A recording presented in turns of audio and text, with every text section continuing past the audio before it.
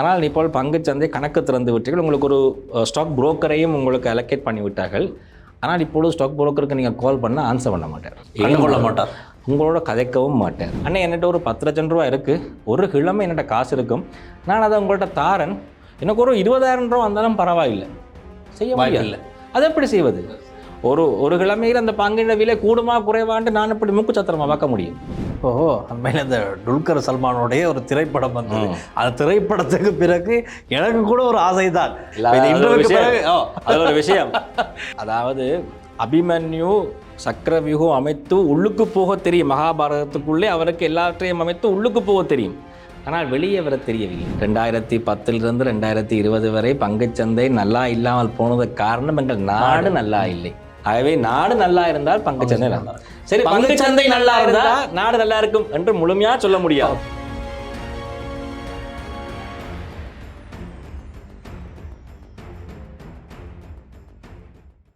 லங்காஸ்ரீ நேயர்களுக்கு வணக்கம். இன்று ஒரு சிறப்பு நேர்காணல் நிகழ்ச்சியினூடாக நாங்கள் உங்களை சந்திக்கின்றோம். மிக முக்கியமான ஒரு விடயம் சம்பந்தமாகத்தான் இன்றைய நேர்காணல் நிகழ்ச்சியில் நாங்கள் பேசி தெரிந்து கொள்ளப் போகின்றோம். உண்மையாகவே எனக்கு கூட நாங்கள் பேசப்போகின்ற இந்த துறை சார்ந்த பல விடயங்களில் கேள்விகள் இருக்கிறது. அந்த கேள்விக்கான பதிலை பெற்றுக்கொள்ளக்கூடிய ஒரு சிறந்த நபரோடு தான் நாங்கள் இன்று இந்த நேர்காணலை செய்ய போகின்றோம். எங்களோடு இணைந்திருக்கின்றார் capital trust securities private limited முன்னணி பங்குத்தரகர் நிறுவனத்தின் பணிப்பாளர் திரு ராகேஷ் சர்மா. வணக்கம். வணக்கம் டேஷன். வணக்கம். எப்படி இருக்கீங்க? ஓகே, நீங்கள் எப்படி இருக்கீங்க? நல்லா இருக்கேன். ரைட், ராகேஷ் சர்மாவுடன் ஒரு நேர்காணல்னாலே நீங்கள் தெரிஞ்சுக்கலாம் எது சம்மந்தமாக இன்றைக்கி நாங்கள் பேச போகிறோம்னு. ஆமாம், பங்குச்சந்தை, ஸ்டாக் மார்க்கெட், இது சம்மந்தமாக ஆயிரக்கணக்கானவர்களுக்கு பல்லாயிரக்கணக்கான கேள்விகள் இருக்குது. மிக முக்கியமாக நாங்கள் இந்த பங்குச்சந்தை ஸ்டாக் மார்க்கெட் சம்மந்தமாக இன்றைய இந்த நேர்காணல் மூலமாக தெரிந்து கொள்ள போகின்றோம். இப்போது இலங்கையின் ஸ்டாக் மார்க்கெட் பங்குச்சந்தை நிலவரம் என்ன நிலையில் இருக்குது எங்களுக்கு தெரியும். இப்போ இந்த ஆடர் குமார் திசாநாயக்க ஜனாதிபதியினுடைய ஆட்சி, ஜனாதிபதி ஆவணத்துக்கு அப்புறமாக இந்த ஸ்டாக் மார்க்கெட் சம்பந்தமாக சற்று அதிகமாக பேசப்பட்டது. ரைட், ஒரு வளர்ச்சி கண்டு இருக்கின்றது, நிறைய முதலீடுகள் கிடைக்கப்பெறுது, இப்படியெல்லாம் சொன்னாங்க. ஸோ இதை பற்றி தெரிஞ்சவங்க ரைட் அப்படின்னு ஓகே சொல்லிட்டு போய்கிட்டு இருப்பாங்க. தெரியாதவங்க இப்போ ஏன்டா இதை பிடிச்சி பேசிக்கிட்டு இருக்காங்க, இதில் அப்படி என்ன தான் இருக்குன்னு பல பேர் கேள்வி கேட்டிருக்காங்க. அதை எங்களுக்கு கமெண்ட் செக்ஷனில் பார்க்கக்கூடியதாக இருக்கும். இந்த ஸ்டாக் மார்க்கெட் அப்படிங்கிற விஷயம் எவ்வளவு முக்கியம் வாய்ந்தது. இன்றைக்கி பல பேர் இந்த ஸ்டாக் மார்க்கெட்டுக்குள்ளே வரணும்னு ஆர்வமாக இருக்காங்க, முயற்சி பண்ணுறாங்க, ஆனால் அவங்களுக்கு வர முடியாமல் இருக்குது. ஸோ இதுகளெல்லாம் பேச போகிறோம். அந்த வகையில் தற்போது இந்த புதிய அரசாங்கத்துக்கு ஆட்சிக்கு வரும்போது ஒரு வளர்ச்சி கண்ட ஸ்டாக் மார்க்கெட் எங்களுக்கு தெரியும். இப்போது ஒரு பாரிய இயற்கை அழுத்தத்துக்கு இந்த நாடு முகம் கொடுத்தது. இந்த இயற்கை அழுத்தத்துக்கு பின்னர் ஸ்டாக் மார்க்கெட்டின் நிலைமை எப்படி இருக்கின்றது?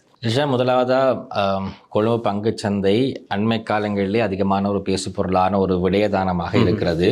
அதுவும் நீங்கள் சொன்னது போல் அன்றகுமார திசாநாயக் அவர்களுடைய ஆட்சி ஆரம்பித்ததன் பிறகுதான் இந்த பங்குச்சந்தையிலே பல பேர் பங்குச்சந்தைக்குள்ளே உள்நுழைந்தார்கள்.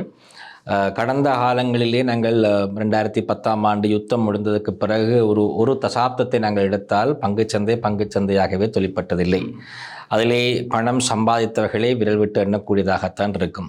பங்குச்சந்தை ஒரு வாங்குபவரும் விற்பவரும் சேர்ந்து ஒரு பங்கு விலை தீர்மானிக்கின்ற விலை தீர்மானிக்கின்ற ஒரு செயற்பாடு இடம்பெறாத ஒரு காலப்பகுதியாகத்தான் இருந்தது. மிக குறைவு. ஒரு நாளைக்கு சர்வ சாதாரணமாக ஒரு 300 மில்லியனிலிருந்து 500 மில்லியன் தான் விற்பனை புரள்வு, அதாவது டேர்ன் ஓவர் இடம்பெறுகின்ற ஒரு பங்குச்சந்தையாக இருந்தது கடந்த காலங்களில்.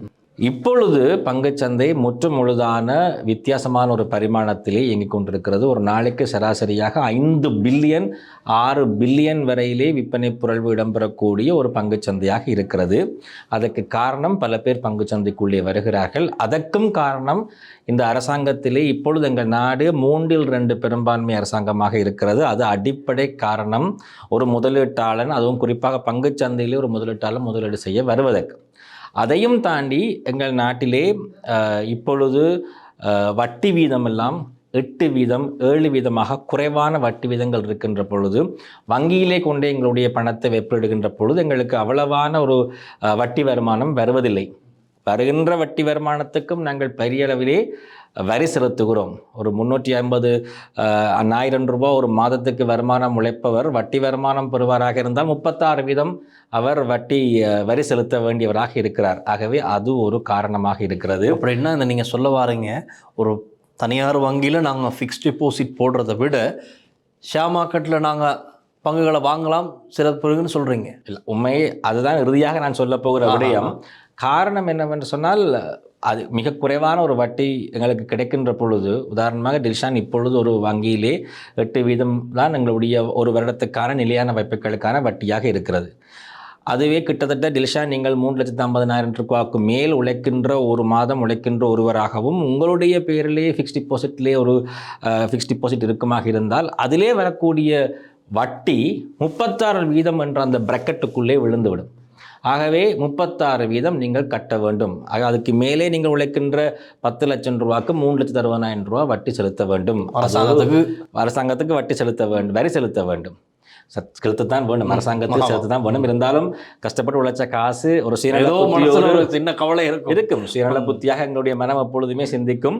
கொஞ்சம் காசு இருந்துச்சு, அதுவும் இதுக்கு எக்ஸா போயிடுது. ஆகவே 8% என்று சொன்னார்களே, கடைசியில் கையிலே எடுக்கின்ற பொழுது எனக்கு வருகின்றதோ 5.2% தானே வருகிறது.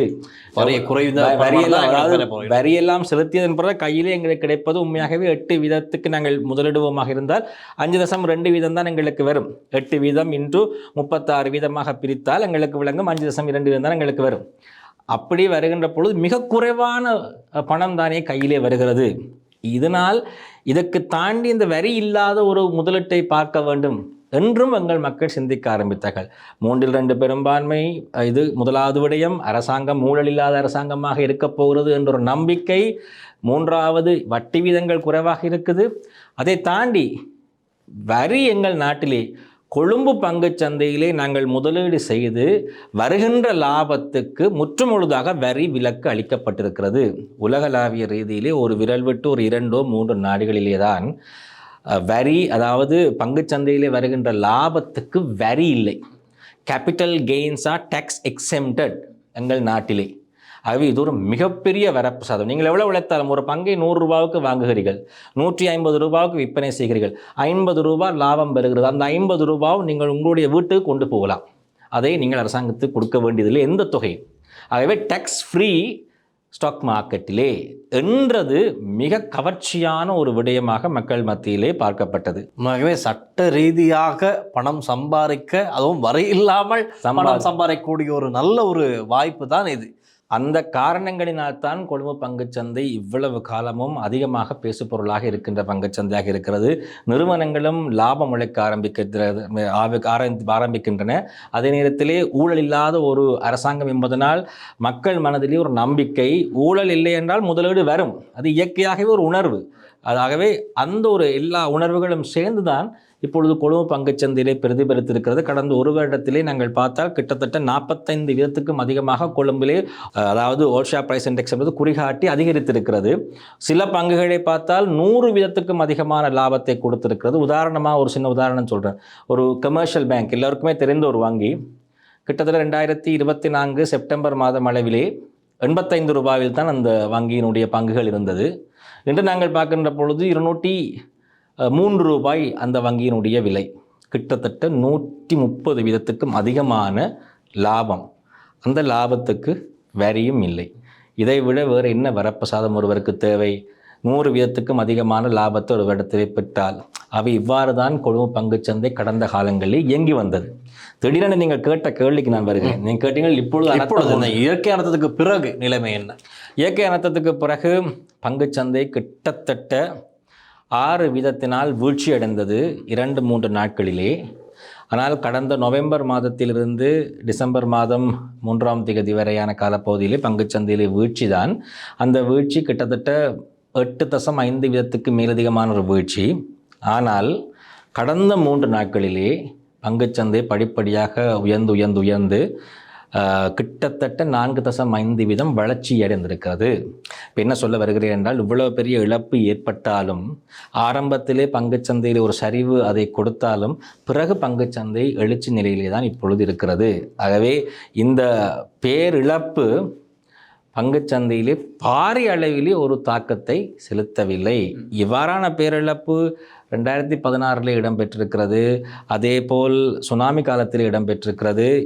இவையெல்லாம் பங்குச்சந்தையிலே பாரிய தாக்கத்தை ஏற்படுத்தியது. உடனடியாக ஏற்படுத்தும், நீண்ட காலத்திலே அது தூர்ந்து போய்விடும். அதாவது மீண்டும் அந்த பங்குச்சந்தை எவ்வளவுக்கு இறங்கினதோ அதை தாண்டிய ஒரு ஏற்றத்தை பங்குச்சந்தை கொடுத்திருக்கிறது. டொனால்ட் ட்ரம்ப் வரி விதித்தார், எல்லா நாடுகளுக்கும் வரி விதித்தார். நாங்களும் 40 வீதத்துக்கு மேலான வரிக்கு உட்பட்டோம். ஆகவே உடனடியாக பங்குச்சந்தை சரிந்து கொட்டியது. ஆனால் காலப்போக்கிலே அதையும் தாண்டிய வளர்ச்சியை பங்குச்சந்தை கொடுத்தது.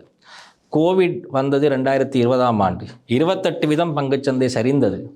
ஆனால் முடிகின்ற பொழுது கிட்டத்தட்ட 50த்துக்கும் அதிகமான வளர்ச்சியை பங்குச்சந்தை கொடுத்தது. ஒவ்வொரு குண்டு வெடிப்பு இடம்பெற்ற 2019ஆம் ஆண்டு, அந்த நேரத்திலும் பங்குச்சந்தை கிட்டத்தட்ட 8 வீதத்துக்கு இறங்கியது. ஆனால் 1 மாதம் 2 மாதத்துக்குள்ளேயே பங்குச்சந்தை மீண்டும் அதிகரித்து சென்றது. ஒரு விடயத்தை மட்டும் விளங்கிக் கொள்ள வேண்டும். என்ன நடந்தாலும் இந்த நாட்டிலே, இந்த உலகத்திலே, நாங்கள் வாங்குகின்ற கம்பெனிகள் லாபத்தன்மை இருந்ததென்றால், லாபம் உழைக்குமாக இருந்தால் அந்த கம்பெனியுடைய விலைகள் அதிகரிக்கும். ஆகவே பங்குச்சந்தையிலே வளர்ச்சி ஏற்படும். லாபத்துக்கு ஏதாவது தாக்கம் ஏற்பட்டு நட்டம் பெறுமாக இருந்தால் வீழ்ச்சி அடையும். ஆகவே இப்பொழுது இடம்பெற்ற இந்த அனர்த்தங்களாக இருக்கலாம், கடந்த காலங்களில் இடம்பெற்ற எந்த ஒரு செயற்பாடும் என்னுடைய ஒரு கம்பெனியினுடைய வளர்ச்சியிலே தாக்கத்தை ஏற்படுத்துமா இல்லையா என்பதை வைத்துக்கொண்டுதான் பங்குச்சந்தையில் அந்த பங்குகள் இறங்க வேண்டுமா அல்லது மீள எழ வேண்டுமா அல்லது உயர வேண்டுமா என்பது தீர்மானிக்கப்படும். மன்னிக்கும், நான் குறுக்கிடுறதுக்கு என்னென்னு சொன்னால், இப்போ ஈஸ்டர் அட்டாக் சம்மந்தமாக சொன்னீங்கன்னா, இது முதலே சிந்திச்சிருந்த விஷயம் தான். இந்த இடத்துல ஒரு கேள்வி இருக்குது. என்னுடைய நண்பர் ஒருவர் இப்போது இது பங்குச்சந்தையில் ஈஸ்டர் அட்டாக்கு முன்பாக நிறைய பங்குகளை கொள்வனவு செய்து அவர் இந்த ஷேர் மார்க்கெட் விவரங்களில் செஞ்சு கொண்டு வந்தார், செயற்பாட்டில் ஈடுபட்டிருந்தார். ஆனால் இந்த ஈஸ்டர் அட்டாக் கோவிடுக்கு பின்னர் இவருக்கு பாரி அடி, பெரிய லொஸ்ட் ஆகிடுச்சுன்னு சொல்றாரு. அதோட இல்லாம போனவர் தான் இன்னும் எலும்பி கேளாம அப்படிங்கிற ஒரு கதை காய்ச்சாரு. இப்போ இப்படி ஒரு அச்சம் தன்மை இருக்குதானே, இதுல ஒரு ஸ்டேபிள் இல்லை அப்படின்னா நாங்க எதை நம்பி இதுல காசை நாங்க போடுறது, பங்குகள் எப்படி வாங்குறது, ஒரு கேள்வி சாமானியர்களுக்கு இருக்கும். அதுக்கு ஒரு தெளிவு இல்லை. அது என்னென்றால், இது ஒரு நிலையான வாய்ப்பு அல்ல. கட்டாயம் டிபாசிட் பண்ணினால் அல்லது பங்குச்சந்தையில் முதலீடு செய்தால் மாதமோ வருடமோ உங்களுக்கு கட்டாயம் ஏதாவது ஒரு ஃபிக்ஸ் டிபாசிட்ல கிடைப்பது போல் ரிட்டர்ன் வருகின்ற ஒரு முறை அல்ல. இதிலே லாபமும் இருக்கிறது, நட்டமும் இருக்கிறது. பங்குச்சந்தையிலே ஒழுக்கமாக ஒவ்வொருத்தனுக்கும் உங்களுக்கு இருக்கக்கூடிய ஒரு ஒழுக்கம் உங்களுக்கு இருப்பது போல் பங்குச்சந்தையிலே முதலீடு செய்கின்ற பொழுது அவர்களுக்கு சில ஒழுக்கம் இருக்க வேண்டும். அந்த ஒழுக்கத்தை கடைப்பிடிக்காவிட்டால் தண்டனையை அனுபவிப்பார்கள் என்பது போல் பங்குச்சந்தையிலே பாரிய அளவு நட்டங்களை கடந்த காலங்களிலே பல பேர் முகம் கொடுத்திருக்கிறார்கள். அதற்கு காரணம் அவர்களுடைய பங்கு பரிவர்த்தனை செயற்பாடு சார்ந்த விடயத்தில் இருக்கக்கூடிய பிழைகள்.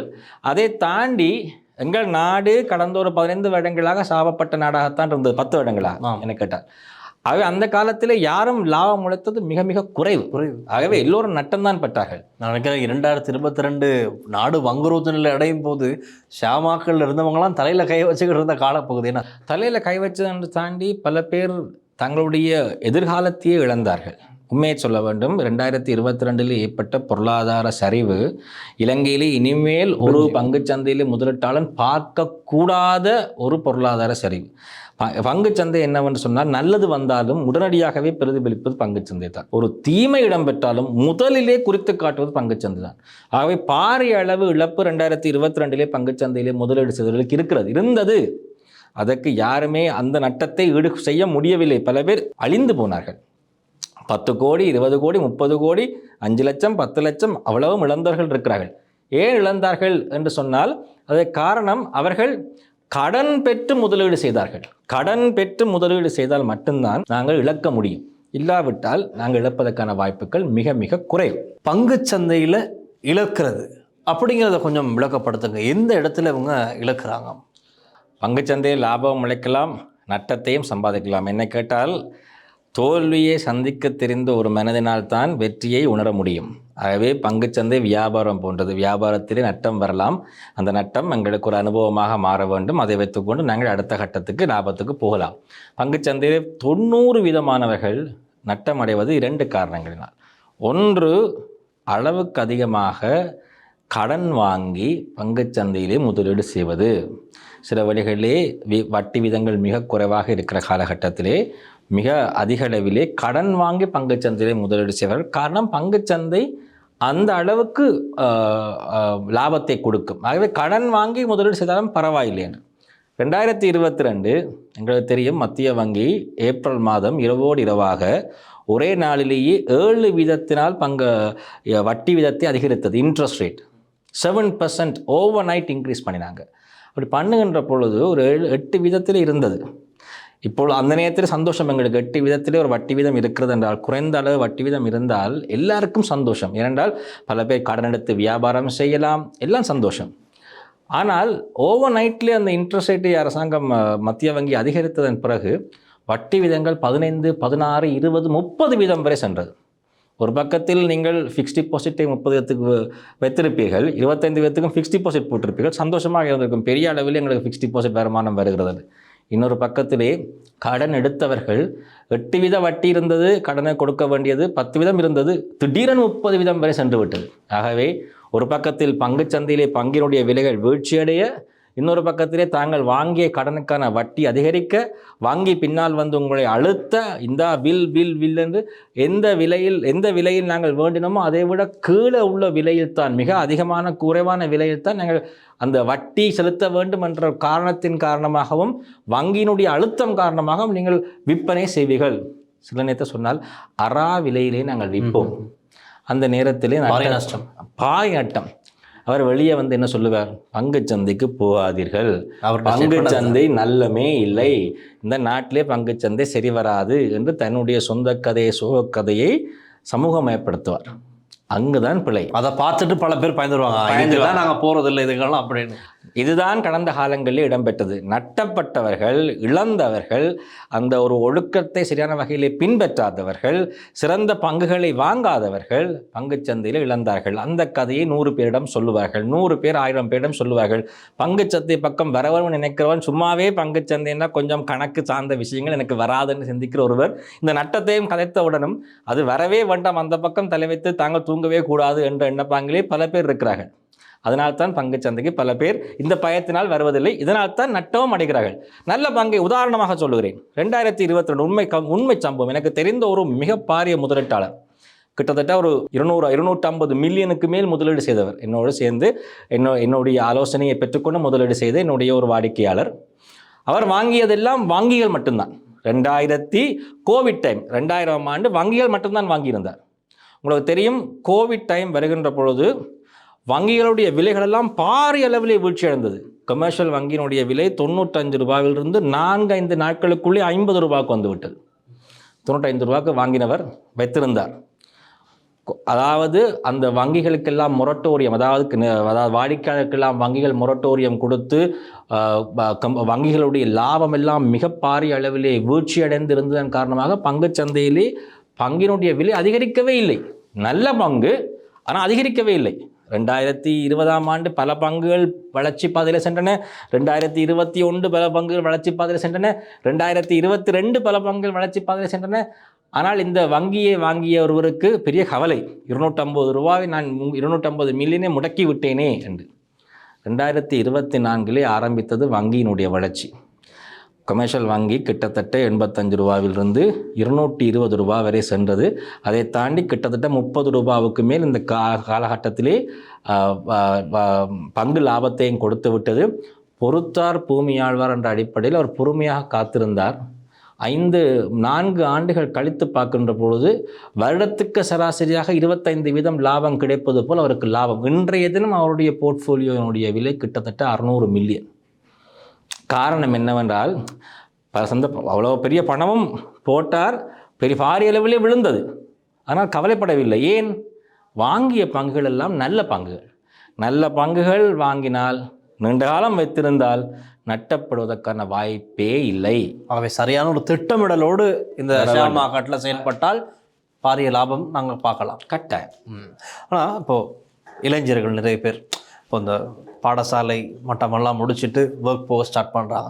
ஒர்க் போகும்போது இப்போ எல்லாம் டிஜிட்டல் யுகம். இப்போ அதில் அப்போ நீங்கள்லாம் உங்களோட சோஷியல் மீடியாவில் நிறைய இதை பற்றி பேசுகிறீங்க. இப்போ இந்த மாதிரி ஒரு வீடியோ பார்த்துட்டு இப்போ அவங்களுக்கு ஒரு ஆர்வம் வரும், பட் இந்த ஸ்டாக் மார்க்கெட்னா என்ன, இதில் எப்படி நாங்கள் உள்ளுக்கு போகலாம் அப்படிங்கிற ஒரு கேள்வி. இப்போ சொல்லுமே, ஒரு இளைஞர் வந்து ஒரு 1 லட்சம் ரூபாய் மாதாந்தம் சம்பளம் பெறுறாரு. இப்போ இந்த 1 லட்சம் பெறுற அந்த இளைஞர் ஸ்டாக் மார்க்கெட் உள்ளுக்கு வர ஆசைப்படுறாருன்னா அவரால் முடியுமா? அவர் எவ்வளவு பணம் எந்த அமௌண்ட்டில் அவர் ஸ்டார்ட் பண்ணக்கூடியதாக இருக்கும் அந்த ஸ்டாக் மார்க்கெட் பயணத்தை? அப்படி அவர் ஒரு சின்ன அமௌண்ட், இப்போ 1 லட்சம்னா 1 லட்சத்தையும் அவருக்கு போடக்கூடியது அல்ல. அவருக்கு வீட்டு செலவு, கல்யாணம் கட்டிருந்த கல்யாண செலவு எல்லாம் அவர் சுற்றி வர இருக்கும். ஸோ பேலன்ஸ் ஆகிற ஒரு பணத்தை வச்சு ஸ்டாக் மார்க்கெட் உள்ளுக்கு வர முடியுமா? என்னை கேட்டால் உண்மையாகவே சட்ட ரீதியாக வர முடியும். என்றால் ₹1 இருந்தாலும் பங்குச்சந்தையிலே நீங்கள் முதலீடு செய்யலாம். ₹1க்கும் பங்கு இருக்கிறது, 30% பங்கு இருக்கிறது. ஒரு பங்கு தான் நாங்கள் குறைந்தது வேண்ட வேண்டும். ஒரு பங்கை விட குறைந்த பங்குகள் இல்லை. அவை ஒரு பங்கு வேண்டால் 30%. பங்குச்சந்தையிலே கணக்கு திறப்பது இலவசம், எந்தவித கட்டணங்களும் இல்லை. எல்லாம் உங்களுடைய கைத்தொலைபேசியிலே சிஎஸ்சி மொபைல் ஆப் என்ற ஒரு ஆப்பை டவுன்லோட் பண்ணி அதிலே உங்களுடைய தகவல்கள் எல்லாம் கொடுத்து பங்கு தரக நிறுவனங்கள் இருக்கின்றன. பங்கு தரக நிறுவனங்களை தெரிவு செய்து ஒரு பங்கு தரக நிறுவனத்துக்குள்ளே தன்னை உள்நிலைத்து உங்களுக்கென்று ஒரு பங்கு தரகர் ஒருவர் உருவாகுவார். அதாவது முதலீட்டு ஆலோசகர் என்று சொல்லுவோம். எங்கள் பணி அதுதான். அவர்களை நாங்கள் தேடி செல்ல வேண்டுமா அல்லது தேடி செல்ல சில நேரங்களிலே தேடி செல்ல வேண்டும். இப்போ உங்களுக்கு தெரியுமாக இருந்தால் எனக்கு இந்த பங்கு தரகர் தேவை என்று சொல்லி நாங்கள் போகலாம், இந்த முதலீட்டு ஆலோசகர் தேவை என்று சொல்லி நாங்கள் போகலாம். ஆனால் கம்பெனிகள் என்று 23 24 கம்பெனிகள் இருக்கிறது. அதில் ஏதாவது ஒன்றை தெரிவு செய்து, உங்களுக்கு தெரிந்திருக்க வேண்டும், அந்த கம்பெனிகள் தெரிவு செய்து அதுக்குள்ளே ஒரு 10 15 20 பேர் இருப்பார்கள் பங்கு தரகர்களாக அல்லது முதலீட்டு ஆலோசகர்களாக. அவர்களுடைய ஆலோசனையை பெற வேண்டுமாக இருந்தால் அவர்களோடு நீங்கள் தனிப்பட்ட ரீதியிலே தொடர்பினை வைத்துக் கொள்ள வேண்டும். அப்படி தொடர்பினை வைத்துக்கொண்டு பங்கு சந்தையிலே நீங்கள் முதலீடு செய்ய போகலாம். ஆனால் இப்போ டில்ஷான் நீங்கள் ₹1 லட்சம் போட போகிறீர்கள் என்றால் அது என்ன சங்கடம் உங்களுக்கு இருக்க போகுதுன்னு நான் சொல்லுகிறேன். ஒன்று, சட்ட ரீதியாக ₹1 நீங்கள் போட்டு பங்குச்சந்தையை முதலீடு செய்யலாம். ஆனால் இப்போ பங்குச்சந்தை கணக்கு திறந்து விட்டீர்கள், உங்களுக்கு ஒரு ஸ்டாக் புரோக்கரையும் உங்களுக்கு அலோகேட் பண்ணி விட்டார்கள். ஆனால் இப்பொழுது ஸ்டாக் புரோக்கருக்கு நீங்கள் கால் பண்ணால் ஆன்சர் பண்ண மாட்டார், கொள்ள மாட்டார், உங்களோட கதைக்கவும் மாட்டார், பேசவும் மாட்டார். ஏன் கேட்க மாட்டார்ன்னு சொன்னால் அவருக்கு நேரம் இருக்காது. என்றால் ₹1 லட்சம் முதலீடு செய்கிற லட்சக்கணக்கானவர்கள் இருக்கிறார்கள். பங்குச்சந்தையிலே என் போன்ற முதலீட்டு ஆலோசகர்கள் இருப்பது கிட்டத்தட்ட 160 170 பேர் தான் பங்குச்சந்தையிலே. ஆகவே லட்சக்கணக்கான ₹1 லட்சம் முதலீடு செய்பவர்கள் இந்த 170 பேருக்குள் தான் போக வேண்டும். முடியுமா? யதார்த்தத்திலே முடியாது. அதனால் எவ்வளவு முதலீடு செய்கிறீர்கள் என்று பட்டாயம் நான் கேட்பேன். இன்னை கேட்டால் நான் கேட்பேன், எவ்வளவு முதலீடு செய்கிறீர்கள்? ₹1 லட்சம் முதலீடு செய்கிறேன். எனக்கு தனிப்பட்டதிலே தெரிந்தவராக இருந்தால் உதவி செய்வதற்காக நான் செய்வேன். ஆனால் நாங்கள் இது வேணுமென்று செய்வதில்லை, நேரம் இல்லை. ₹1 லட்சம் ஒரு மனிதனால் ஒருவர் எத்தனை தொலைபேசி அழைப்புகளுக்கு அழைப்பினை ஏற்றுக்கொள்ளலாம்? ஒரு 15 ஒரு நாளைக்கு 20. அப்போது லட்சக்கணக்கிலே வரும்பொழுது ஒன்றும் செய்ய முடியாது. ஆனால் 5 லட்சம் 10 லட்சம் 10 மில்லியன் 1 மில்லியன் அப்படி வரும்பொழுது கொஞ்சம் பேர் தான் வருவார்கள். அவர்களோடு எங்களோடு பேசக்கூடியதாக இருக்கும். அதுதான் அந்த பிரச்சனை. குறுகிய சிறிய முதலீடு செய்பவர்களுக்கு நீங்களாகவே செய்வீர்களாக இருந்தால், நீங்களாகவே முழுமையாக செய்வீர்களாக இருந்தால் நீங்கள் பங்குச்சந்தையிலே சின்ன அளவிலே நீங்கள் ஆரம்பிக்கலாம். ஆனால் உங்களுக்கு ஒருவரோட கதைத்து ஒரு ஆலோசனை பெற வேண்டுமாக இருந்தால் அது யதார்த்தத்திலே ஒரு சிறிய முதலீட்டானால் முடியாது. குறைந்தது ஒரு 5 லட்சம் 4 லட்சம் இருந்தால் தான் எதிர்காலத்திலே ஒரு 5-6 மில்லியன் போடுவார். நம்பிக்கை. ஏன்னால் நீங்கள் வாங்கி விற்கின்ற பொழுது வரக்கூடிய பங்கு தரகருக்கு வரக்கூடிய தொகை மிக குறைவான ஒரு தொகை தான் வரும். ஒரு சில நேரத்தில் ₹1 லட்சம் போட்டால் ₹100 வராது. இதுக்கு 10 வருஷம் நாங்கள் செலவழிக்க முடியுமா? அவள் யதார்த்தம். சில பேர் அந்த ₹1 லட்சம் இல்லாமல் போகக்கூடிய வாய்ப்பும் இருக்கா? அதான் சொன்னேன், ஏன் இல்லாமல் போகணும்? ஒரு நல்ல பங்கை வாங்கினால், கடனுக்கு வாங்காவிட்டால் நீண்ட காலத்திலே நீங்கள் முதலீடு செய்வீர்களாக இருந்தால் என்ன காரணத்துக்காக உங்களுக்கு முதலீடு இல்லாமல் போக முடியும்? உதாரணமாக நீங்கள் கமர்ஷியல் வங்கியே வாங்குகிறீர்கள், இல்லை HNBயை வாங்குகிறீர்கள், இல்லை ஜான் கேஸே வாங்குகிறீர்கள். அந்த கம்பெனியோட விலைகள் பூஜ்ஜியத்துக்கு போக முடியுமா? பூஜ்ஜியத்து போதுன்னா என்னத்தம்னா அந்த கம்பெனி திவால் ஆகிவிட்டது. திவால் ஆகிற கம்பெனியை ஏன் நீங்கள் வாங்கினீர்கள்? அதுக்குத்தானே அந்த ஒவ்வொரு நிறுவனங்களும் ஒரு கோஆப்ரேட் கவர்னன்ஸ் இருக்க வேண்டும், ஒரு ஆடிட்டர் மூலமாக ஆடிட் பண்ணப்பட வேண்டும், செக்யூரிட்டிஸ் ஆஃப் எக்ஸ்சேஞ்ச் கமிஷன் இருக்கிறது கவர்ன் பண்ணுவதற்கு. ஆகவே பிழையான தகவல்களை நீங்கள் கொடுக்க முடியாது. சரியான தகவல்களை பார்த்து தானே பங்குச்சந்தையிலே முதலீடு செய்ய வேண்டும். கண்ணை மூடிக்கொண்டா முதலீடு செய்ய வேண்டும்.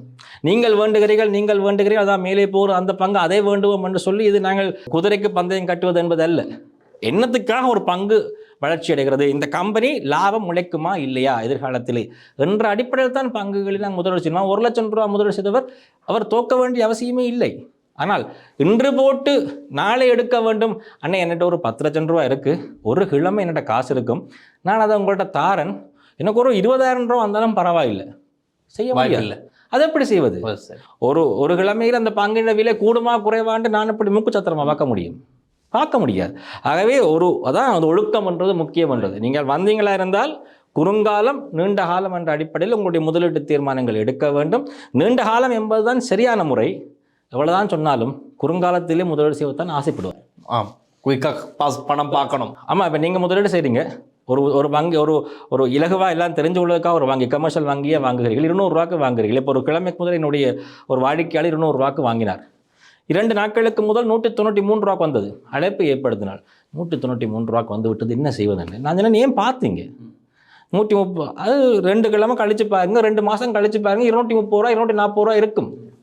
இல்லாட்டி 3-4 மாதம் கழிச்சு பாருங்க. ஒவ்வொரு நாளும் பங்கு சந்தையில் விலையை பார்த்து கொண்டிருப்பவர் யார் என்று சொன்னால் ட்ரேடர்ஸ். ஒவ்வொரு நாளும் வாங்கி விற்பனை செய்வார்கள். அவர்கள் பங்குச்சந்தை சார்ந்த அறிவிருந்து கனகால அனுபவப்பட்டவர்கள். ஒவ்வொரு நாளும் வாங்கி விற்பவர்களாக இருப்பார்கள். ஆனால் நாங்கள் ஒவ்வொரு நாளும் விலையை பார்த்து என்ன செய்ய போகிறோம்? நானும் தங்கத்தை வாங்கினேன். 390 ரூபாய்க்கு சென்றது தங்கத்தினுடைய விலை. கீழே வீழ்ச்சி அடைந்தது. 295 ரூபா வரைக்கும் வந்தது. அண்மையில் 22 கேரட். நான் 305 ரூபாய்க்கு ஒரு காயின் வாங்கினேன். வாங்கிய நாளிலிருந்து நான் ஒவ்வொரு நாளும் அவருக்கு அழைப்பு ஏற்படுத்துவேன். யாருக்கு? யாரிடம் வேண்டினோன்னு அவருக்கு இன்றைக்கு என்ன விலை? 290 ரூபா, 292 ரூபா, 295 ரூபா. எனக்கு கொஞ்சம் கவலை தான். எனக்கு எவ்வளோ விஷயம் தான் கவலை தான். கொஞ்சம் குறைவாக வேண்டியிருக்கலாம் தானே என்று. அது அவருக்கு தெரியுமா விலை குறையுமா இல்லையா என்று பொறுத்திருந்தேன். இப்பொழுது 320 ரூபா சொல்லுகிறார்கள். 340 ரூபா போகலாம். காலப்போக்கிலே வளர்ச்சி அடையலாம். ஒவ்வொரு நாளும் பார்த்துட்டு இருப்பது எங்கள் தொழில் அல்ல. முதலீடு செய்தால் முதலீட்டுக்கு காலம் இருக்கிற அந்த காலத்துக்கு பிறகு தான் நாங்கள் அது சம்பந்தமான ரிட்டர்ன் எவ்வளோ என்று பார்க்க வேண்டும். ஒவ்வொரு நாளும் பார்த்துட்டு இருக்க முடியாது. இப்போது அண்மையில் இந்த துல்கர் சல்மானுடைய ஒரு திரைப்படம் வந்தது. அந்த திரைப்படத்துக்கு பிறகு எனக்கு கூட ஒரு ஆசை தான், எப்படியாவது ஸ்டாக் மார்க்கெட்டுக்கு போகணும் அப்படின்னு நானும் முயற்சி பண்ணேன். ஆனால் இன்னும் நான் காலடி எடுத்து வைக்கல. அது ஒரு விஷயம். அதாவது அபிமன்யு சக்கரவியூகம் அமைத்து உள்ளுக்கு போக தெரியும். மகாபாரதத்துக்குள்ளே அவருக்கு எல்லாற்றையும் அமைத்து உள்ளுக்கு போக தெரியும். ஆனால் வெளியே வர தெரியவில்லை. அதே மாதிரி பங்கு சந்தைக்குள்ளே உள்நுழையலாம், ஒரு பங்கை வாங்கலாம். ஆனால் வெற்றியடைந்து வெளியே வருவது தான் வெற்றி இருக்கிறது. அதான் இப்போ நீங்கள் சொன்ன அந்த ஒழுக்கம், அந்த ஒழுக்கம்னா சாதாரண ஒழுக்கம் இல்லை, இந்த ஸ்டாக் மார்க்கெட்டுக்குன்னு ஒரு ஒழுக்கம் இருக்கின்றது. இப்போ நீங்கள் சொல்லிட்டீங்க, அந்த இதெல்லாம் தெளிவாகப்படுத்திட்டீங்க. அந்த ஒழுக்கம் சரியாக இருந்தால், சரியான திட்டமிடல் இருந்தால், சரியான தூர நோக்கத்தோடு செயற்படால் மாத்திரம்தான் இதில் வெற்றி அடைய முடியும் அப்படின்னு தெளிவாக சொல்லியிருக்கார். இப்போது நம்ம நிகழ்ச்சியை வந்து நிறைய புலம்பெயர் தேசத்தில் வாழ்கின்ற தமிழர்கள் பார்த்து கொண்டிருப்பார்கள். இப்போது இந்த எல்லாருக்குமே இந்த அரசாங்கத்தின் மீது ஒரு நம்பிக்கை இருக்கிறது. அதனால தான் நாங்கள் பார்க்கும்போது விளங்குகிறது. இப்போ புலம்பெயர் தேசத்தில் இருக்கின்றவர்கள் இலங்கையிலே கொழும்பு பங்கு சந்தையிலே முதலீடு செய்ய ஆசைப்படுகிறார்கள் வைத்துக் கொள்வோம். அப்படி முடியுமா? அப்படி என்றால் என்ன செய்ய வேண்டும்? அவர்களுக்கும் ஒரு நல்ல தெளிவை நாங்கள் இந்த நிகழ்ச்சியினூடாக கொடுப்போம். பல பேர் வெளிநாட்டில் இருப்பவர்கள் எம்மவர்கள் முதலீடு செய்கிறார்கள். ஒன்று, அவர்களுக்கு எங்கள் நாட்டில் இருக்கக்கூடிய கம்பெனிகளுடைய பெயர்கள் தெரியும். ஆனால் தெரிந்த கம்பெனியிலே முதலீடு செய்கிறேன் என்ற ஒரு சந்தோஷம் அவர்களுக்கு, நம்பிக்கை அவர்களுக்கு இருக்கும். இதுவே அவர்கள் இருக்கிற நாடுகளில் இருக்கக்கூடிய கம்பெனிகளுடைய பேர் அவர்களுக்கே தெரியாது. ஆகவே அவர்களுக்கு கமர்ஷியல் பேங்கை தெரியுமா, இல்லாட்டி HNBயை தெரியும். ஆறாக அவர்கள் தங்கள் நாட்டில் இருக்கக்கூடிய சில வங்கிகளுடைய பெயரை கேட்டால் தெரியாதுன்னு சொல்வார்கள். ஆகவே முதலாவது, உங்களுக்கு எங்கள் நாட்டில் இருக்கக்கூடிய கம்பெனிகளுடைய நிலவரங்கள் உங்களுக்கு ஓரளவு இலகுவாக விளங்கிக் கொள்ளக்கூடியதாக இருப்பதனால் எங்கள் நாட்டிலே நீங்கள் முதலீடு செய்வது நல்லது. இரண்டாவது, வெளிநாட்டிலிருந்து முதலீடு செய்வர்கள் நீங்கள் 2 வகையிலே முதலீடு செய்யலாம். ஒன்று, லோக்கல் இண்டிவிஜுவல்ஸ். ஸ்ரீலங்காவில் இருக்கக்கூடிய ஒரு இண்டிவிஜுவல், LI அக்கௌண்ட்னு சொல்லுவோம், லோக்கல் இண்டிவிஜுவல். வெளிநாட்டு முதலீட்டாளர் என்றால் ஃபாரின் இண்டிவிஜுவல், FI அக்கௌண்ட் என்று சொல்லுவோம். ஃபாரின் இண்டிவிஜுவலாக நீங்கள் வருமானமாக இருந்தால் முதலாவது நீங்கள் IIA அக்கௌண்ட் என்று ஒரு அக்கௌண்ட்டை ஓப்பன் பண்ண வேண்டும். அதாவது இன்வர்ட் இன்வெஸ்ட்மெண்ட் அக்கௌண்ட். நீங்கள் எங்கள் நாட்டில் இருக்கக்கூடிய கிட்டத்தட்ட ஒரு 15-16க்கு மேலதிகமான கமர்ஷியல் வங்கிகள் இருக்கிறது. HNB commercial, Sampath, NDB, DFCC, bank of Ceylon, people's bank, பல வங்கிகள் இருக்குது.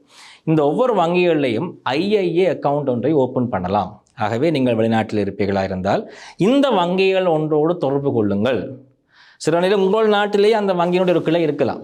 அங்கே போய் தொடர்பு கொண்டு, நான் ஸ்ரீலங்காவிலே கொழும்பு பங்கு சந்தையில் முதலீடு செய்ய போகிறேன், எனக்கு IIA அக்கௌண்ட் ஓப்பன் பண்ண வேண்டும், என்ன செய்ய வேண்டும் என்றால் உடனடியாக அந்த IIA அக்கௌண்ட் ஓப்பன் பண்ணதுக்கு சில எம்ப்ளாயீஸ் இருப்பார்கள். அவர்களே உங்களோடு தொடர்புபடுத்துவார்கள். தொடர்புபடுத்த அவர்கள் சில டாக்குமெண்ட்ஸ் கேட்பார்கள். உங்களுடைய பாஸ்போர்ட் டாக்குமெண்ட் தாங்க, உங்களுடைய பில்லிங் ப்ரூஃப் தாங்க. இவற்றை எல்லாத்தையும் கொடுத்து முதலாவது வங்கி கணக்கை நீங்கள் திறக்க வேண்டும். அந்த வங்கி கணக்கு திறந்ததன் பிறகு கொழும்பு பங்குச்சந்தையினுடைய ஆப் ஒன்று இருக்குது. அந்த ஆப்பின் மூலமாக நீங்கள் கொழும்பு பங்குச்சந்தையிலே கணக்கு திறக்கலாம். ஆகவே IIA அக்கௌண்ட் ஓப்பன் பண்ணித்தான் வெளிநாட்டு முதலீட்டாளர்கள் அவர்கள் பங்குச்சந்தையிலே முதலீடு செய்யலாம். அது ஒன்று. சில வேளைகளிலேயே வெளிநாட்டில் இருப்பவர்களுடைய அம்மா, அப்பா, அண்ணன், தம்பி, அக்கா, தங்கச்சி இங்கே இருப்பினோம். அவர்கள் பெயரிலே அவர்கள் முதலீடு செய்யலாம். அவை அப்பாவுக்கு நீங்கள் ஒரு 10 லட்சம் ரூபா காசு போட்டால் அப்பா தன்னுடைய கணக்கை ஒன்று பங்குச்சந்தையில் ஒரு கணக்கை திறக்கலாம். அப்பா பங்கத்துல இருந்து அந்த பங்குச்சந்தையில முதலீடு செய்யலாம். அப்ப அவர்கள் பெறுகின்ற வருமானம் எப்படி வருமானம் அப்ப அதுல எதுவும் ரேட்ல சேஞ்சஸ் இருக்குமா? வெளிநாட்டுல இருந்து முதலீடு பண்றாங்க, அப்ப அந்த கரன்சி இப்ப இங்க அது எதுவும் வித்தியாசம் இருக்குமா இல்ல ஒரே ப்ராஃபிட் தான்? எல்லாமே லாபம் ஒன்று தான். பங்குச்சந்தையிலே முதலீடு செய்து பங்கினுடைய விலை கூடி குறைவதில் கிடைக்கக்கூடிய லாபங்கள் எல்லோருக்குமே ஒன்று தான். ஆனால் நீங்கள் ஃபாரின் இண்டிவிஜுவலாக இருந்தால் நீங்கள் உங்களுடைய வங்கியிலே இருந்து எங்கள் நாட்டினுடைய வங்கிக்கு நீங்கள் பணத்தை அனுப்ப வேண்டும், IIA அக்கௌண்ட்டுக்கு. அந்த எங்கள் நாட்டு வங்கியிலிருந்து கொழும்பு பங்குச்சந்தைக்கு பணம் செல்லும். அப்புறம் பங்குச்சந்தையிலே பணம் விற்பனை செய்துவிட்டால் அந்த பணம் நேரடியாக உங்களுடைய IIA அக்கௌண்ட்டுக்கு வந்து இங்கிருந்து உங்களுடைய நாட்டுக்கு செல்லும். ஆகவே இந்த வழியைத்தான் நீங்கள் பின்பற்ற வேண்டும். நீங்கள் IIA அக்கௌண்ட்டை எல்லாம் திறந்து இந்த வழியிலே வந்தது பிறகு அப்பா ஒரு 10 லட்சம் ரூபா கொண்டு என் அக்கௌண்ட்டில் போடுங்கன்னா போட முடியாது. இந்த வழியாக காசு வரணும், இந்த வழியாக காசு வரணும். ஆனால் இது சட்ட ரீதியான காசாக மட்டும்தான் இருக்கலாம். அதே நேரத்திலே ரெண்டாவது இது வங்கி, அதாவது எக்ஸ்சேஞ்ச் ரேட் இந்த இடத்திலே முக்கியத்துவம் பெறும். அந்த நேரத்தில் வங்கியினுடைய எக்ஸ்சேஞ்ச் ரேட் தான் உங்களுக்கு வரும். ஆகவே சின்ன சின்ன மணி எக்ஸ்சேஞ்சில் வரக்கூடிய கொஞ்சம் அதிகமான பெட்டரான நல்ல எக்ஸ்சேஞ்ச் ரேட் உங்களுக்கு கிடைக்காது. ஆகவே சட்ட ரீதியாக வருவது. ஆகவே பெரிய முதலீட்டாளர்கள் 1 கோடி 2 கோடி 10 கோடி 100 கோடி முதலீடு செய்வார்கள். அந்த சட்ட ரீதியான முறைக்குள்ளே வருவார்கள். சில நேரங்களில் என்ன செய்வார்கள், தம்பி எனக்கு ஒரு கஷ்டம், என்னுடைய அண்ணர் இங்கே தான் இருக்கிறார், அவருடைய பேரில் நான் கணக்கு திறக்கிறேன், அவருக்கு நான் காசு அனுப்புறேன், அவர் இங்கே திறக்கட்டும். அம்மா இருக்கிறா, அம்மாவுக்கு நான் திறக்கிறேன், அம்மாவுக்கு அந்த காசு போகட்டும். அப்போ அம்மாவுக்காக பங்குச்சந்தையிலே பணத்தை முதலீடு செய்வார்கள். அப்படி பல பேர் பங்குச்சந்தையிலே முதலீடு செய்திருக்கிறார்கள். அப்படித்தான் செய்யலாம். Right, okay. ஸோ புலம்பெயர்ந்து வாழ்கின்ற எம் தேசத்து உறவுகளுக்கும் இது ஒரு நல்ல பயனுள்ள செய்தியாக அமையும் என்று நாங்கள் நினைக்கின்றோம். காரணம், நிறைய பேர் ஆர்வமாக இருப்பார்கள். என்னதான் பணம் சம்பாதித்தாலும் கூட இதை முதலீடு செய்து நல்ல பயன் பெறலாம் என்ற எண்ணம் இருக்கும், ஆனால் எப்படி என்று தெரியாது. இல்லை, அதிலே ஒரு விடயம் இருக்கு தில்ஷான். வெளிநாட்டில் இருப்பவர்களுக்கு ஒரு பெரிய பிரச்சனை, தங்கள் நாட்டிலே பங்குச்சந்தையிலே முதலீடு செய்து வருகின்ற லாபத்துக்கு கேபிட்டல் கெயின் டேக்ஸ் இருக்கிறது.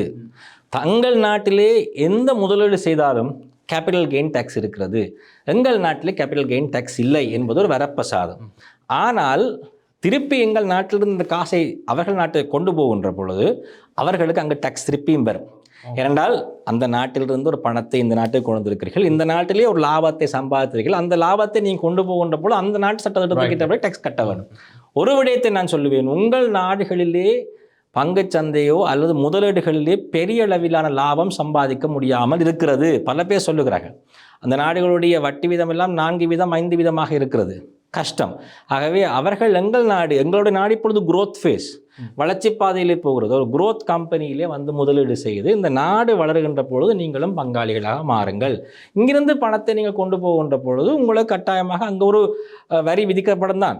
ஆனால் அங்கு முதலிட்டாலும் வரி விதிக்கப்படும் தான். ஆகவே இங்கு நீங்கள் ஒரு வளர்ச்சி பாதையிலே போகக்கூடிய ஒரு நாட்டிலே முதலீடு செய்து லாபத்தை பெற்று அதை கொண்டு போவது உங்களுக்கு இன்னும் சாலச் சிறந்ததாக இருக்கும். நிச்சயமாக. இறுதியாக ஒரு கேள்வி. இப்போ நாளாந்தம் நாங்கள் மாலை வேலைகளில் வீடுகளுக்கு போயிட்டு இருக்கும் போது செய்திகள் எங்களுக்கு கூடியதாக இருக்கும். இன்றைய பங்குச்சந்தை நிலவரம் அப்படின்னு நிறைய கம்பெனிகள் பேரெல்லாம் சொல்லி இந்த எண்களில் சொல்லிக்கிட்டு இருப்பாங்க ஒரு தொகை. ஸோ இந்த மாதிரி ஒவ்வொரு நாளும் நாங்கள் கேட்குறோம், இந்த பங்குச்சந்தையின் வளர்ச்சியானது நாட்டின் வளர்ச்சிக்கு எவ்வளவு இதை ஒத்துழைப்பை பங்கை கொடுக்கிறது? உண்மையை சொல்ல போனால் நாட்டின் வளர்ச்சி தான் பங்குச்சந்தையை வளர்ச்சியை கொடுக்க வேண்டும். ஒரு நாடு நல்லா இருந்தால் தான் பங்குச்சந்தை நல்லா. 2010 2020 வரை பங்குச்சந்தை நல்லா இல்லாமல் போனதுக்கு காரணம் எங்கள் நாடு நல்லா இல்லை, அதுதான் உண்மை. ஆகவே நாடு நல்லா இருந்தால் பங்குச்சந்தை நல்லா இருக்கும். சரி, பங்குச்சந்தை நல்லா இருந்தா நாடு நல்லா இருக்கும் என்று முழுமையா சொல்ல முடியாது. காரணம் சொல்லுறேன், பங்குச்சந்தை நல்லா இருந்தால் வெளிநாட்டிலிருந்து பல பேர் முதலீடு செய்ய வர வேண்டும். வெளிநாட்டு காசு பங்குச்சந்தைக்கு வருகின்ற பொழுது ஆகவே அந்நிய செலாவணி எங்கள் நாட்டுக்குள்ளே வருகிறது என்ற அடிப்படையிலே நாங்கள் அது ஒரு நாட்டுக்கு நல்ல விடயமாக எடுத்துக்கொள்ளலாம்.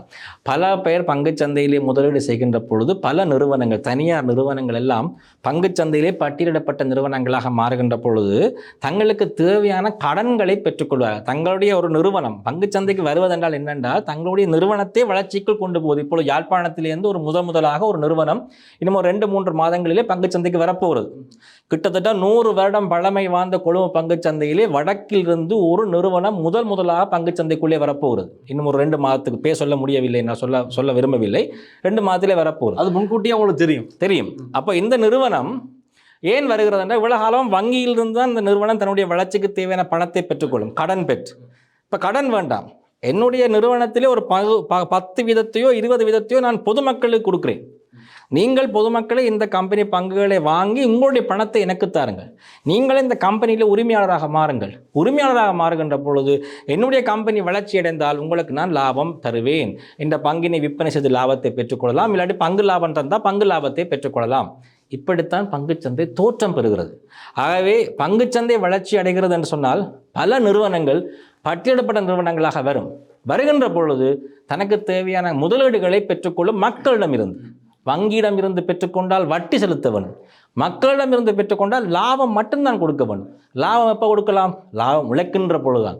வட்டி எப்போ கொடுக்கணும்? லாபம் உழைச்சான உழைக்கணும், வட்டி கொடுக்கணும். ஆகவே அதுதான் கேபிட்டல் மார்க்கெட் டெவலப்மெண்ட். அதாவது அப்போ பங்குச்சந்தை வளர்ச்சி அடையுதுன்னு சொன்னால் பல சிறிய முதலீட்டாகலாம் பெரிய முதலீட்டாகலாம் வருவதற்கான வாய்ப்புகள் இருக்கிறது. இப்போ புதுசா ஸ்டாக் மார்க்கெட்டுக்கு ஒரு கம்பெனி வருது அப்படின்னா உடனே மக்களுக்கு அந்த கம்பெனி மேலும் நம்பிக்கை வருமா?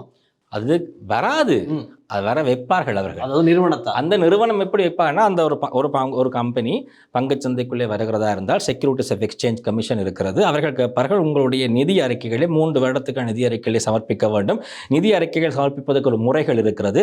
இவையெல்லாம் சரியாக இருக்கிறதான்னு பங்குச்சந்தை செக்யூரிட்டிஸ் ஆஃப் எக்ஸ்சேஞ்ச் கமிஷன் பார்க்கும். சரியாக இருக்கிறது. யார் உங்களோட ஆடிட்டர் சரியாக இருக்கிறார், கார்ப்பரேட் கவர்னன்ஸ் இருக்கிறது, யார் டிரெக்டர், யார் இது ரிஸ்க் கமிட்டி என்ன, எல்லா விஷயத்தையும் சரிப்படுத்தின பிறகு அவர்கள் பங்குச்சந்தைக்குள்ளே வருவார்கள். நம்பிக்கை எப்படி வரும் என்றால், இந்த முறைகள் எல்லாவற்றையும் பின்பற்றி இந்த நிறுவனம் இதுக்குள்ளே வருகின்ற பொழுது நாங்கள் நம்புவோம் என்றால் செக்யூரிட்டிஸ் ஆஃப் எக்ஸ்சேஞ்ச் கமிஷனால் அப்ரூவ் பண்ணப்பட்டு தான் ஒரு கம்பெனி பங்குச்சந்தைக்குள்ளே வரும்.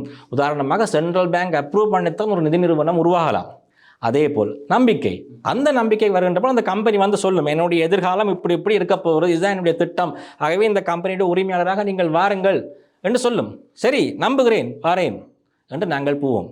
அப்படி பங்குச்சந்தையிலே இனிஷியல் பப்ளிக் ஆஃபரிங்லே, ஐபிஓ சொல்வார்கள், இனிஷியல் பப்ளிக் ஆஃபரிங்லே பல பேர் பங்குகளை வாங்கி பாரிய அளவில் லாபம் உழைத்திருக்கிறார்கள்.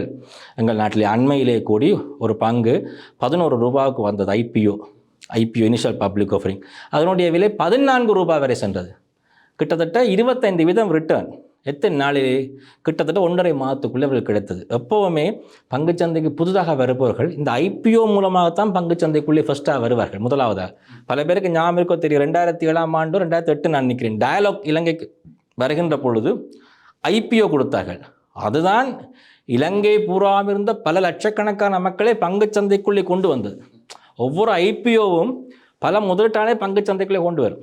ரைட். இறுதியாக ஒரு கேள்வி, இப்போ பங்கு சந்தை சம்மந்தமாக இந்த ஆன்லைன் கிளாஸஸ் நிறைய நான் பார்த்துருக்கு. நிறைய பேர் அட்வர்டைஸ்மெண்ட் போடுவாங்க, இந்த டிக்டாக், ஃபேஸ்புக், இன்ஸ்டாகிராம் எல்லாம்.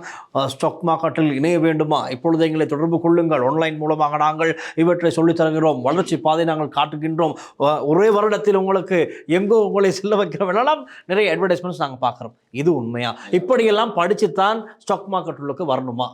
உண்மையை சொல்ல போனால் படித்து ஸ்டாக் மார்க்கெட்டுக்குள் வந்தால் சந்தோஷம். அதில் வர முடியாத அனுபவத்தோடு வந்தால் சந்தோஷம். ஆனால் நான் பொதுவாக கேட்பேன், உங்களிடமும் கேட்கிறேன், ஆங்கிலம் தெரியாது என்று சொன்னால் ஆங்கிலம் கற்பது சரியா, அல்லாவிட்டால் ஆங்கிலத்தில் கற்பது சரியா என்று கேட்பார்கள். லேர்னிங் இங்கிலீஷா, லேர்னிங் இன் இங்கிலீஷா சிறப்புண்டு. எனக்கு சொல்லிக் கொடுத்தது, நாங்கள் சிஐஎம்ஏ எல்லாம் படிக்கின்ற காலத்திலே, பல்கலைக்கழகத்திலே ஆங்கிலத்திலே படிக்கின்ற பொழுதும் இங்கிலீஷ் கிளாஸ் போகணும்னா அப்படி போகாதே, நீ இங்கிலீஷில் படி, உனக்கு இயற்கையாகவே உனக்கு இங்கிலீஷ் சரியாக வரும்.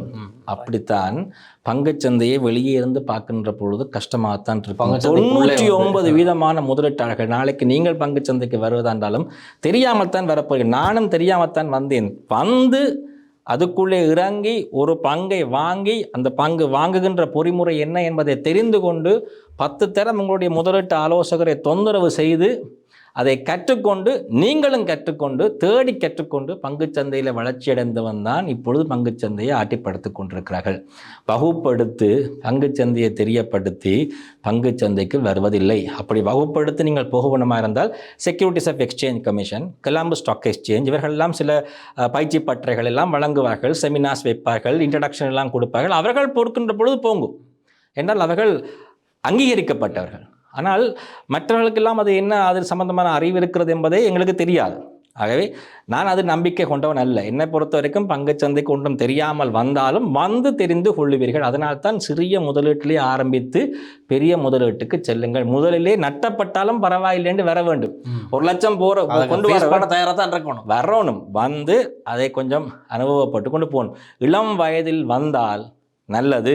ஏனென்றால் இளம் வயதிலே நீங்கள் அந்த நட்டத்தையும் எல்லாத்தையும் அனுபவித்து பழக்கப்பட்டிருவீர்கள். அதுக்கு பிறகு உங்களுக்கு தெரியும் எப்படி நீங்கள் அந்த பங்குச்சந்தைக்குள்ளே போகலாம். எங்கள் நாட்டிலே கிட்டத்தட்ட தமிழ் மக்கள் பங்குச்சந்தையிலே மிக குறைவு.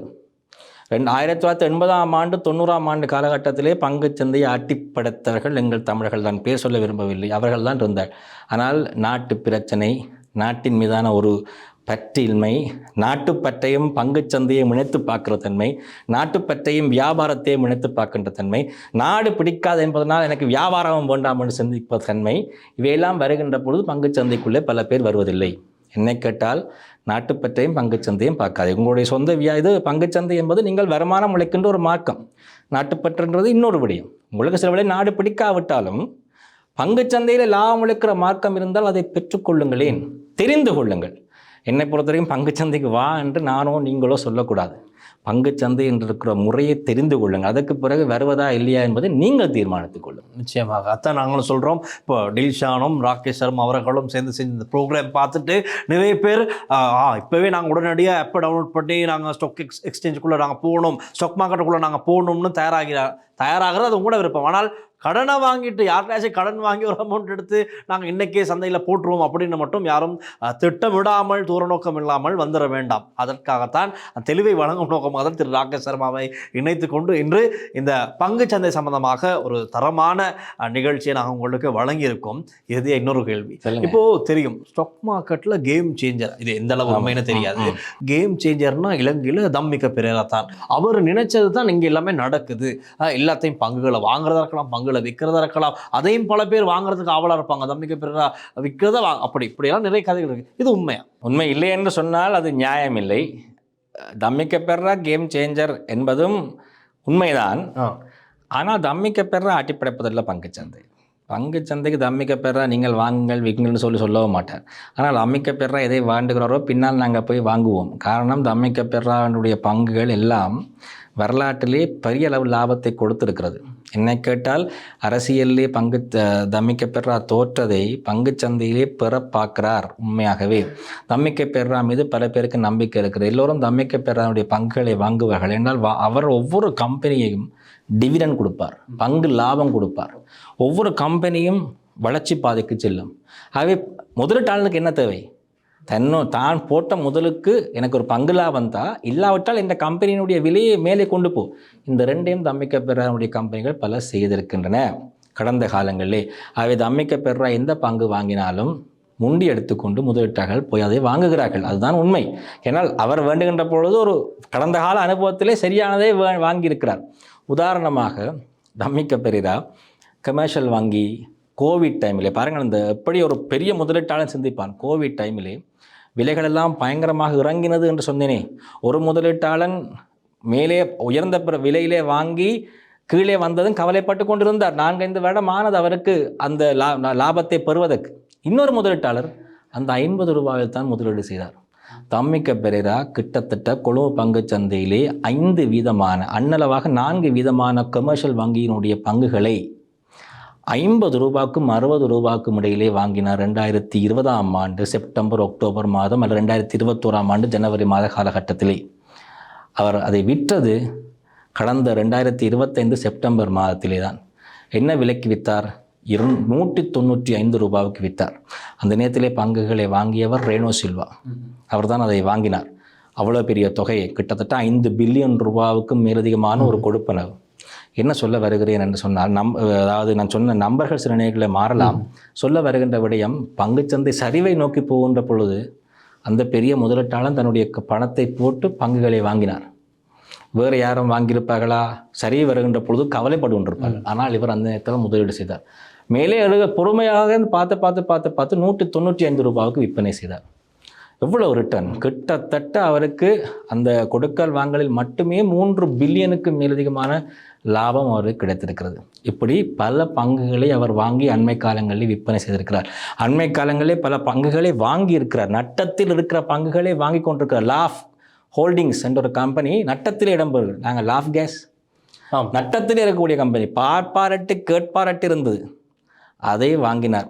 35 ரூபாவுக்கோ 30 ரூபாவுக்கோ இல்லை, அந்த ஹோல்டிங் கம்பெனியை வாங்கினார். அவர் வாங்கினார் என்பதற்காக அந்த கம்பெனியுடைய சப்சிடியரி கலர் ஸ்டாக் எக்ஸ்சேஞ்ச் லிஸ்டட் பண்ணப்பட்ட கம்பெனி லாஃப் கேஸ் 35 ரூபாயிலிருந்து 70 ரூபா வரை சென்றது. 70 ரூபா வரை 100% லாபம் தம்மிக்க பெறா வாங்கினார் என்பதற்காக. அதுக்கு காரணம் என்னென்னால் அந்த கம்பெனியை எடுத்து அவர் திருப்பி அந்த கம்பெனியை லாபம் உழைக்கக்கூடிய கம்பெனியாக மாற்றி வளர்ச்சி பாதையை கொண்டு செல்வார் என்ற அடிப்படையில் அவர் வாங்குகின்ற கம்பெனியிலும் முதலீடு செய்கிறார்கள். அவை யார் பங்குகளை வாங்குகிறார்கள் என்பதும் ஒரு நீண்ட தூரம் முதலீடு, நீண்ட கால முதலீட்டாளன் பார்க்கின்ற ஒரு விடயம். எந்த இன்வெஸ்டர் இந்த கம்பெனியை வழிநடத்துகிறார் என்பதை பார்ப்பார்கள். என்றால் டிவிடன் கொடுப்பாரா? டிவிடன் கொடுக்காத பெரிய பணக்காரர்கள் இருக்கிறார்கள். அப்புறம் என்ன பிரயோசனம் கம்பெனியில் பங்குகளை வாங்கி? ஒரு கம்பெனியில் பங்குகளை வாங்குகிறோம், பங்கு லாபமே கொடுக்க மாட்டீர்கள், அப்போ என்ன பிரயோசனம்? அவை பங்கு லாபம் தருகின்ற கம்பெனிகளை பார்த்து வாங்குவார்கள். அதனால தான் இந்த நீங்கள் சொன்னது போல் டீல் மேக்கர் டம்மிக்க பெறா ஆட்டி படைப்பார் என்றால் தன் வசம் எல்லோரையும் ஈர்ப்பார் பங்கு சந்தையிலே. அண்மையிலே அதனால் பெரிய அளவு வெற்றியிலும் சம்பாதித்திருக்கிறார். ரைட். ஆகவே இன்று இந்த நேர்காணலில் பல பயனுள்ள தகவல்களை நாங்கள் பேசியிருக்கின்றோம். பல பேருக்கு கொண்டு சேர்க்க வேண்டிய ஒரு மிக முக்கியமான விடயம் சம்பந்தமாகத்தான் நாங்களும் இன்று பேசியிருக்கின்றோம். ஆகவே இன்று இணைந்து எங்களோடு இந்த அத்தனை விடயங்களையும் இந்த ஒரு நேர்காணலில் பகிர்ந்து கொண்ட திரு ராகேஷ் சர்மா, உங்களுக்கு எங்களுடைய நன்றிகள், மனமார்ந்த நன்றிகள். நன்றி. தொடர்ந்தும் லங்கா ஸ்ரீயுடன் இணைந்திருங்கள். பங்கு சந்தை நிலவரம் என்ன, அதில் உள்ளே வருவதென்றால் என்ன செய்ய வேண்டும், புலம்பெயர்ந்து வாழ்கின்ற மக்கள் இலங்கையில் கொழும்பு பங்கு சந்தையில் முதலீடு செய்ய வேண்டும் என்றால் என்ன செய்ய வேண்டும், இதற்கு எவ்வளவு ஒரு ஒழுக்கம் தேவை, திட்டமிடல் தேவை, தூரநோக்கம் தேவை என்பதெல்லாம் நாங்கள் பேசியிருக்கின்றோம். உங்களுக்கும் ஏகப்பட்ட கேள்விகள் இருக்கும். இந்த நேர்காணலை பார்த்ததுக்கு பிறகு கமெண்ட் செக்ஷனிலே உங்களுடைய கேள்விகளை பதிவு செய்யுங்கள். இந்த ஒரு நேர்காணலோடு நாங்கள் நிறுத்திவிட மாட்டோம். உங்களுடைய கேள்விகளோடு நாங்கள் இன்னும் ஒரு நேர்காணலை அடுத்த வாரம் நாங்கள் செய்து உங்களுக்கு வழங்க தயாராக இருக்கின்றோம் என்று கூறிக்கொண்டு நானும் விடைபெறுகின்றேன். ஒளிப்பதிவாளர் லிசிஹரன் மற்றும் விஜயகுமாருடன் நான் டில்ஷான் வின்சன் மற்றும் ஒரு காணொலியில் சந்திக்கலாம். நன்றி, வணக்கம்.